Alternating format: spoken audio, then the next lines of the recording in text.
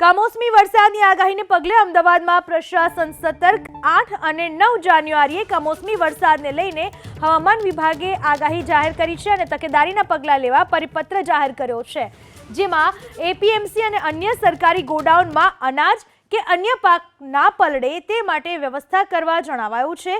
જિલ્લાના ખેડૂતોને પણ કમોસમી વરસાદ અંગે માહિતી અને માર્ગદર્શન આપવા આદેશ કરાયો છે।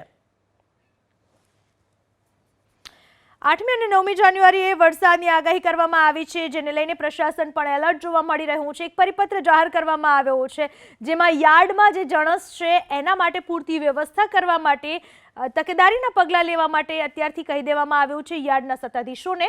માવઠાની આગાહી, એક બાજુ ઉત્તર ભારતમાં ઠંડા પવનો ફૂંકાઈ રહ્યા છે, બીજી બાજુ વરસાદની આગાહી કરવામાં આવી છે। માવઠાની આગાહીને લઈને અમદાવાદ પ્રશાસન પણ એલર્ટ છે। આ વિશે વધુ માહિતી આપવા આપણી સાથે જોડાઈ ચૂક્યા છે મારા સંવાદદાતા હિરેન રાજ્યગુરુ। હિરેન, પ્રશાસને કઈ રીતે લોકોને અને ખાસ યાર્ડમાં પરિપત્ર જાહેર કર્યો છે, હવામાન વિભાગનું શું કહેવું છે માવઠાને લઈને?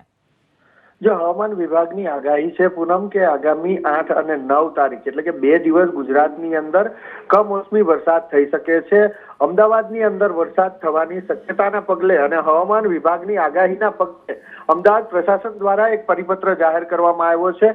આ પરિપત્રની અંદર સ્પષ્ટ લખવામાં આવ્યું છે કે એપીએમસી અને સરકારી ગોડાઉનની અંદર જ્યાં સરકારી અનાજ અને ખેડૂતોનો અન્ય ખેતીની જણસ હોય છે તે પલળે નહીં તે માટેના ખાસ તકેદારીના પગલાં લેવા, આ ઉપરાંત અમદાવાદ જિલ્લાના ખેડૂતોને માહિતી અને માર્ગદર્શન કમોસમી વરસાદ અંગે ખાસ આપવું। આ જે પરિપત્ર કરવામાં આવ્યો છે એ અમદાવાદ જિલ્લાના આપત્તિ વ્યવસ્થાપનના જે મામલતદાર છે તેમના દ્વારા કરવામાં આવ્યો છે। તમામ એપીએમસી રજિસ્ટ્રાર ખેતી નિયામકને આ પરિપત્ર કરવામાં આવ્યો છે કે તેના અંડરમાં જે કઈ સરકારી કચેરીઓ આવેલી છે એ તમામને જાણ કરે અને ખાસ તો પાક પલળે નહીં, અનાજ સરકારી ગોડાઉનમાં છે એ પલળે નહીં તેને લઈ અને તકેદારીના પગલાં લેવામાં આવે અને ખેડૂતોમાં પણ વધારેમાં વધારે આ માહિતી પહોંચાડવામાં આવે, જેના કારણે ખેડૂતો સંરક્ષણના પગલાં લઈ શકે અને તેમના તૈયાર થયેલો પાક અથવા તો ખેતરમાં ઉગેલો પાક ઓછો નુકસાન થાય, તેનો બગાડ ન થાય તે માટેની અગાઉથી